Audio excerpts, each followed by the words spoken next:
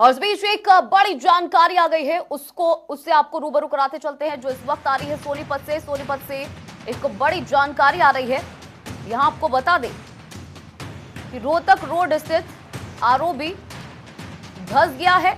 तो वही अब ऐसा कहा जा रहा है कि चूहों ने ऐसा किया है, 5 फीट नीचे धंस गया है। ये आपको बता दें कभी भी बड़ा हादसा हो सकता है। सोनीपत से मामला निकलकर सामने आया, जहां आपको बता दें कि इसकी 3 साल पहले मरम्मत की गई थी। 2.5 करोड़ रुपए से मरम्मत कराई गई थी, लेकिन एक बार फिर ये धंसता हुआ नजर आ रहा है जमीन में। यहां आपको बता दें कि अधिकारी मौन है और चूहों पर आरोप लगा रहे हैं। ये बड़ी जानकारी सोनीपत से आ रही है, जहां चूहों पर आरओबी की जमीन खोदने का आरोप मंड दिया गया है। अधिकारी मौन है और कह रहे हैं कि चूहों ने इसे खोद डाला है। ये जानकारी आपको हम सोनीपत से बता रहे हैं और तस्वीरें भी दिखा रहे हैं कि किस तरह से ये एक्सक्लूसिव तस्वीर हम आपको दिखा रहे हैं कि 5 फीट नीचे धंस गया है ये रेलवे ओवरब्रिज।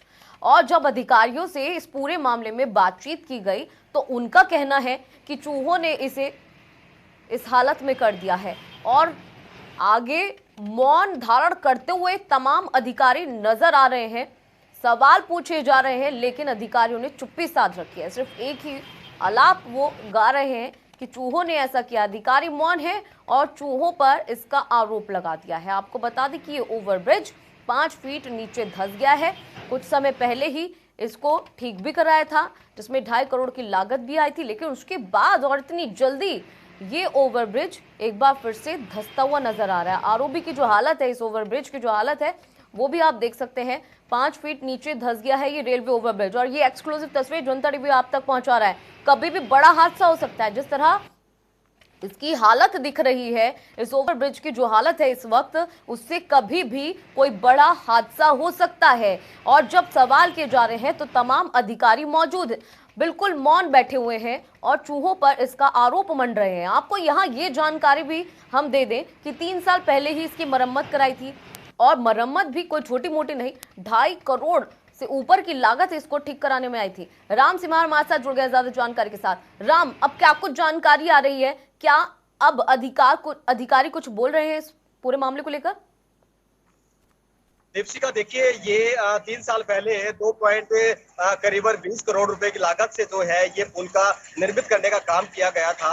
और निर्मित करने के बाद का जो कार्य था, हालांकि समय समय पर आकर इसके रखरखाव की भी जानकारी जो है अधिकारी को लेनी होती है, लेकिन यहाँ आकर कोई नहीं, किसी ने झांका नहीं। और तस्वीरें आपको दिखाना चाहता हूँ, लाइव तस्वीरें हैं ये सोनीपत के रोहतक आरओबी की। और यहाँ पर जो स्थिति है, पहले रोड धंस गया है और जिस प्रकार से अब आरोप जो है चूहों पर लगा दिया गया है, चूहों ने खोखला कर दिया है। हालांकि ये वो तस्वीरें हैं जहां पर पूरे जो चूहे हैं काफी संख्या में इकट्ठे रहते हैं और यहाँ पर काफी बिल बनाए गए हैं। और जिस प्रकार से प्रशासन द्वारा ये कहा जाता है कि ये चूहों द्वारा खोखला कर दिया गया है, लेकिन जिस प्रकार से 2.5 करोड़ की लागत से कम ये जो निर्मित का कार्य किया गया था और उसके बाद जो है आरोप चूहों पर लगा दिया जाता है, तो सवाल निशान खड़ा होता है। हालांकि अधिकारियों से जब फोन पर बातचीत करनी चाहिए तो उन्होंने ये कहा कि पीडब्ल्यूडी विभाग के अंतर्गत ये नहीं आता, हालांकि एनएचआई के अंडर ये आता है।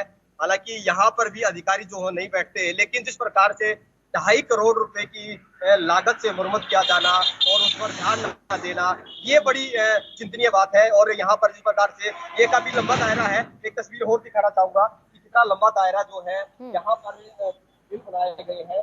ये सबसे पहले जनता टीवी पर तस्वीरें हैं और यहाँ पर ये बिल है लंबा चौड़ा, जहाँ तक तस्वीरें जहाँ तक नजर जाती है, काफी लंबा एक दायरा है जहाँ तक बिल बनाए गए हैं, वो द्वारा खोदे गए हैं और अंदरूनी पता नहीं कहाँ कहाँ तक खोदे गए हैं। और ये भी हो सकता है कि यहाँ कभी भी कोई भी बड़ा हादसा हो सकता है, लेकिन अधिकारी अभी तक यहाँ नहीं पहुंचे हैं। कोई जायजा लेने के लिए कोई नहीं आया है। हालांकि एक जो कोई लकड़ी का है वो सांकेतिक तौर पर लगा दिया गया है ताकि लोग उससे बचते रहे। हालांकि रेड कलर का एक झंडा जो है वो लगाना चाहिए था, लेकिन यहाँ पर बिल्कुल फॉर्मेलिटीज लगती है। अगर रात के समय स्ट्रीट लाइटें हैं लगभग बंद रहती हैं और स्थिति ये होती है कि कोई भी बड़ा हादसा यहाँ हो सकता है, लेकिन अभी तक कोई भी प्रशासन का अधिकारी यहाँ नहीं आया। बिल्कुल राम, सवाल यही है कि ना स्ट्रीट लाइट है, ना अधिकारी यहाँ पहुंच रहे हैं, ना सवालों का जवाब दे रहे हैं। ऐसे में अगर कोई हादसा हो जाता है तो उसका जिम्मेदार कौन होगा राम?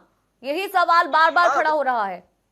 बिल्कुल देखिए, प्रशासन की कार्यशैली पर बिल्कुल सवाल खड़ा होता है, क्योंकि जिससे जनता के लिए सुविधाएं मुहैया कराने का दावा जो है प्रशासन कहता नजर आता है, और आरओबी का निर्माण जो है करीबन 2.5 करोड़ की लागत से निर्मित करने का कार्य जो है किया गया था। लेकिन यहाँ पर इस आरओबी की तमाम ऐसी तस्वीरें हैं जहाँ जगह जगह से ये आरओबी जो है पगडंडी जो है टूटी हुई है, पैदल चलने तक का रास्ता नहीं है। दूसरी तरफ चूहों द्वारा सुरंग बनाकर खोद दिया जाता है और बीच में प्रशासनिक आला अधिकारी कोई भी आकर झांक नहीं देखता। तो ये सवाल खड़ा करता है कि प्रशासन कितना लापरवाह है और एसी कमरों में बैठकर किस प्रकार से रिपोर्ट तैयार कर दी जाती है। सब कुछ दुरुस्त है, सब कुछ अच्छा है, सब अच्छा चल रहा है, क्योंकि कागजों में चल रहा है, ग्राउंड पर आकर कोई नहीं देखता। और उसकी स्थिति यही है, यही तस्वीर बयान करती है कि जिस प्रकार से रोड जो है जमीन में धंस गया है। एक तरफ चूहे लंबी सुरंग बनाकर अलग अलग जगह पर पूरे आरओबी को खोद रहे हैं, तो ये हादसे का इंतजार कर रहे हैं। अब इस पर जवाब कौन देगा, किसकी जवाबदेही बनती है, कौन ये अधिकारी जो है एसी रूम में बैठकर रिपोर्ट तैयार है लेकिन ग्राउंड पर आकर नहीं देखते, और उसका परिणाम यही है। बिल्कुल बिल्कुल राम, ग्राउंड पर कुछ और हालत है और कागजों में सब कुछ वेल एंड गुड है।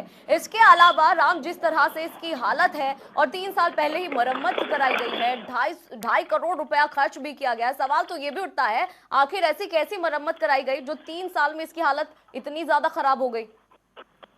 बिल्कुल देखिए, जिस प्रकार से 3 साल में कोई भी अगर हम अपना आशियाना अगर बनाते हैं तो निश्चित तौर पर 2.5 पर अच्छी सामग्री हम लगाते हैं, लेकिन वो लंबे समय तक चलता है। उसके पीछे क्या होता है कि आशियाने में अच्छी सामग्री लगाते हैं तो लंबे समय तक वो चलता है, लेकिन 3 साल में एक आरओबी जो आम जन के लिए खोला गया है, आम जन के लिए सुविधाएं मुहैया कराने की बात प्रशासन करता है, लेकिन 3 साल में वो इस प्रकार की हालत में आ जाता है, जगह जैसे टूट जाता है, जगह जगह से जमीन में बैठ जाता है।